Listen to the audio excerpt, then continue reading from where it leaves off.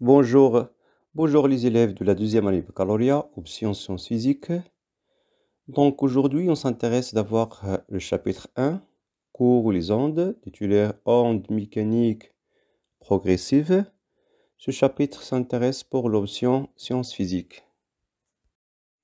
La première paragraphe, c'est les ondes mécaniques progressives.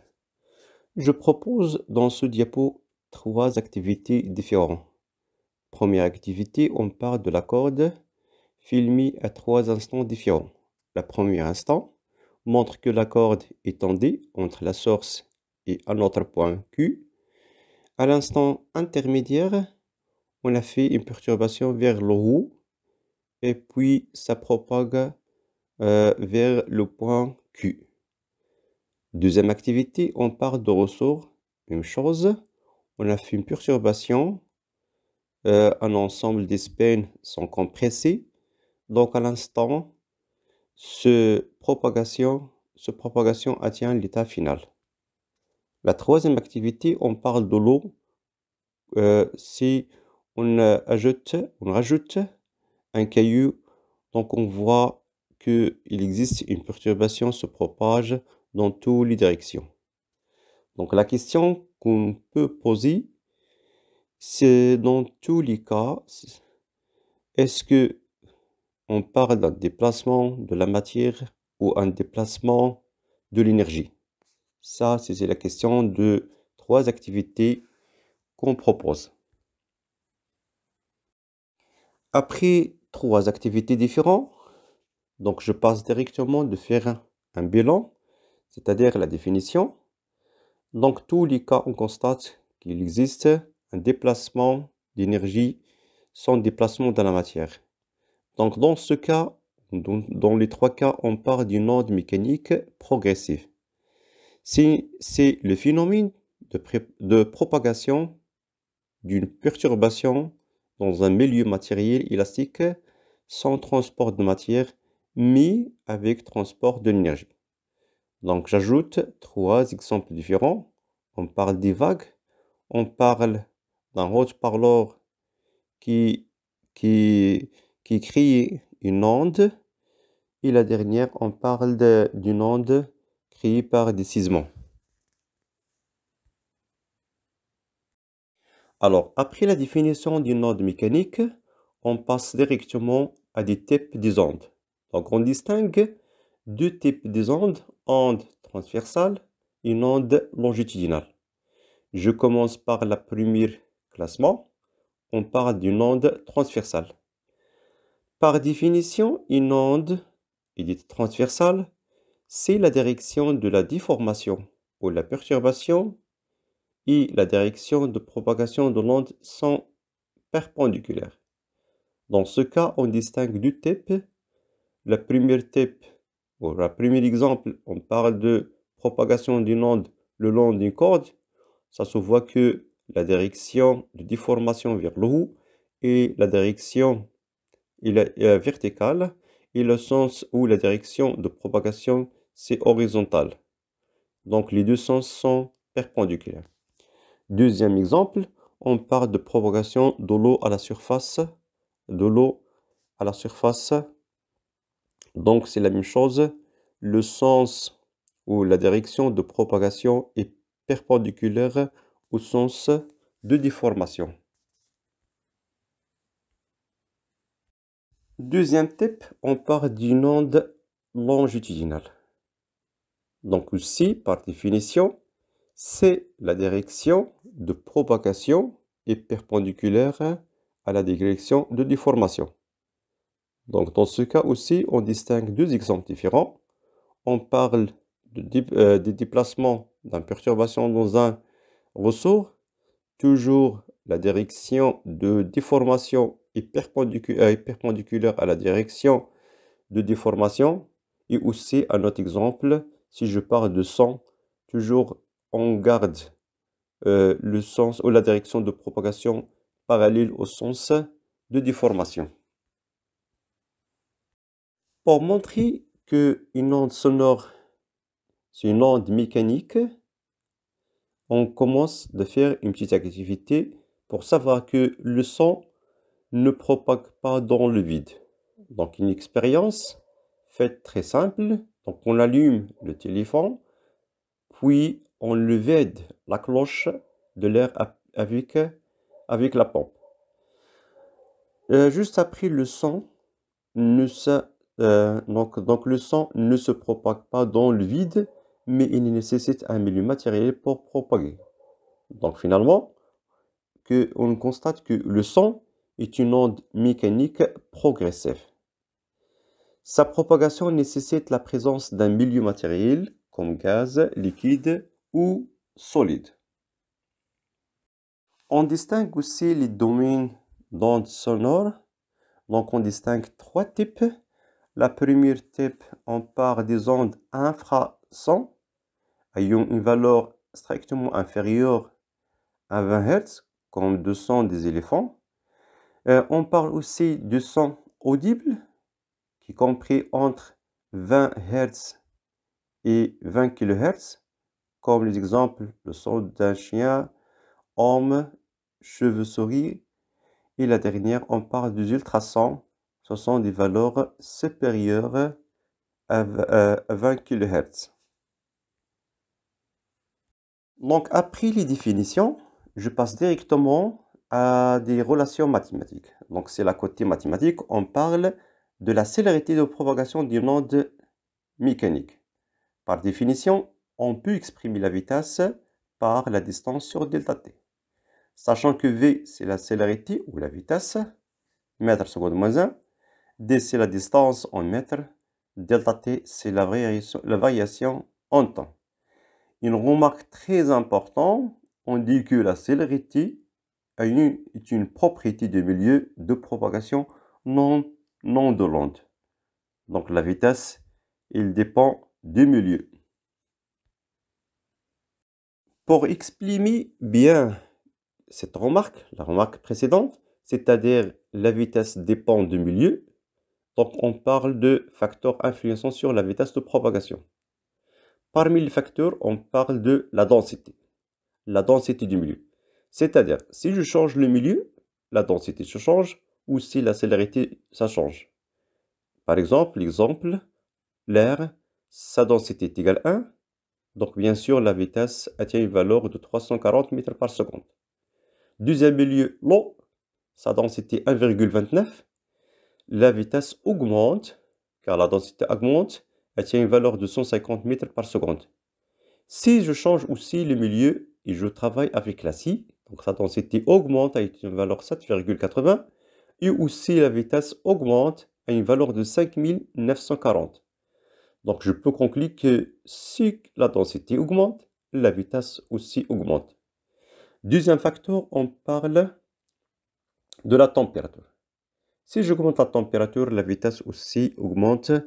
Ce tableau montre que si la température augmente, la vitesse augmente dans le même milieu. D'autres facteurs, si je parle de la corde, donc aussi, ça dépend de la masse et la distance ou la longueur du fil. Donc, je peux écrire que la vitesse est égale à la racine de F sur mu. F, c'est la tension de la corde. Mu, c'est la masse linéaire. C'est M sur L. Donc, la vitesse de propagation d'une onde le long d'une corde, ça dépend de sa masse et la longueur. C'est-à-dire, si j'augmente la masse, la vitesse diminue. Et si j'augmente la longueur, la vitesse augmente. La dernière facteur, on parle de la profondeur d'un milieu. Donc la célérité de l'onde sur la surface de l'eau a une valeur toujours V est égal à la racine de GH. C'est-à-dire, si je diminue la profondeur, la vitesse diminue et inversement. Donc dans une profondeur plus grande, la vitesse aussi augmente. La notion mathématique suivante, c'est le retard temporel. Le retard temporel, c'est le décalage de temps entre la propagation d'une onde à l'instant t1 et la propagation de cette onde à l'instant t2. C'est un décalage de temps entre le reçu de cette onde à l'instant T1 et le reçoit de cette onde à l'instant T2. Donc, je peux calculer le retard temporel soit par T2 moins T1, c'est la différence de temps, ou le rapport de la distance M1, M2 sur V. M1, M2, c'est la distance entre les deux points, ou soit la dernière relation, c'est la sensibilité fois X, c'est le nombre de déviations. L'étape suivante, on parle de élongation d'un point. Donc, élongation, c'est la distance d'un point de la corde par rapport à sa position de repos. C'est-à-dire, on parle de la hauteur. Donc, la relation entre l'élongation d'un point M, du milieu, de propagation, élongation de la source S, je peux l'écrire sans démonstration. C'est YM est égal à YS, T moins taux, sachant que taux, c'est le retard temporel. Maintenant, je complète ce chapitre par l'analyse dimensionnelle. Définition est une méthode pratique permettant de vérifier l'homogénéité d'une formule physique à travers ses équations aux dimensions, c'est-à-dire la décomposition des grandeurs physiques qu'elles mettent en jeu pour un produit de grandeur de base, longueur de rue, masse, intensité, etc. C'est-à-dire c'est une méthode mathématique pour vérifier qu'une relation est correcte ou non. D'abord, il faut savoir quelques unités du système international. Par exemple, la longueur est symbolisée par L, son unité c'est petit m. La masse est symbolisée par sa masse est symbolisée par grand M, son unité en kilogrammes. Le temps symbolisé par grand T, son unité seconde, etc. Jusqu'à, très important, la force est symbolisé par LMT-2, donc son unité c'est mètres, kilogrammes, seconde moins 2. La dernière, faites attention. Donc, il faut savoir les détails, plus de détails sur la mécanique. Donc, quelques règles appliquées. Donc, A et B, les accolades. Je peux le décomposer ici, la composition A fois B. A fois N est égal à la puissance N. Lambda fois B est égal à B. Donc, K, sachant qu'A, aucune dimension. 1 sur A à la puissance mu est égal à la puissance moins mu. Donc, exemple, on va vérifier que la vitesse est égale à D sur delta T est homogène, c'est-à-dire l'expression est correcte. Donc, j'utilise l'analyse dimensionnelle. C'est l'analyse dimensionnelle de V est égale à l'analyse dimensionnelle de D sur delta T. Donc, je remplace D par grand L, c'est la longueur. Je remplace delta T par T, c'est la période, c'est le temps. Donc, je remplace, c'est L T-2, donc L c'est mètre, et T-1, c'est seconde moins 1. Donc, l'expression de la vitesse est homogène, donc il est correct. Deuxième exemple, pour l'analyse dimensionnelle, donc V est égal à la racine de F sur mu, et sachant que mu, c'est la masse linéaire, c'est la masse sur L, je peux remplacer dans l'expression V est égal à la racine de F sur M sur L. Donc aussi égal à la racine de F L sur M. Donc je peux remplacer la racine par 1 sur 2. 1e, donc la vitesse est égale à l'analyse dimensionnelle de F fois L sur M à la puissance 1 demi. Alors n'oubliez pas que la force, son dimension, c'est MLT à la puissance moins 2. Donc, je peux remplacer. Donc, l'analyse dimensionnelle de F. V, c'est MLT-2. Cette expression pour la force. L, je garde L. La masse, c'est grand M. Donc, je peux remplacer, je peux simplifier par MM. Donc, je trouve que L carré T-2. Donc, sa racine est égale L T-1. Donc, L T-1, c'est mètre seconde moins 1. Donc, l'expression, il est homogène.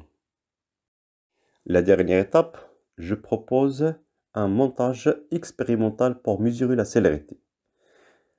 Donc, à droite, il existe le montage qui consiste par un générateur, la règle, l'émetteur, deux récepteurs qui séparent par une distance DR1, R2. Les deux récepteurs liés directement à l'oscilloscope. La distance D entre R1 et R2, c'est 20 cm. Le retard temporel, calculé d'après le schéma au-dessus, est égal à 6, c'est-à-dire 6 divisions, fois la sensibilité, c'est 0,1 fois 10 moins 3.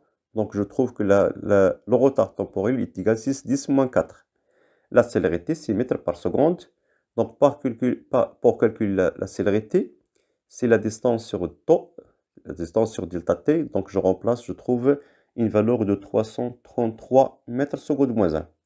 C'est la vitesse de propagation du son dans l'air. C'est approximativement 340, c'est la vitesse réelle. Finalement, merci pour votre attention. N'oubliez pas de partager ce cours pour les autres. À bientôt, à la suite, Inch'Allah.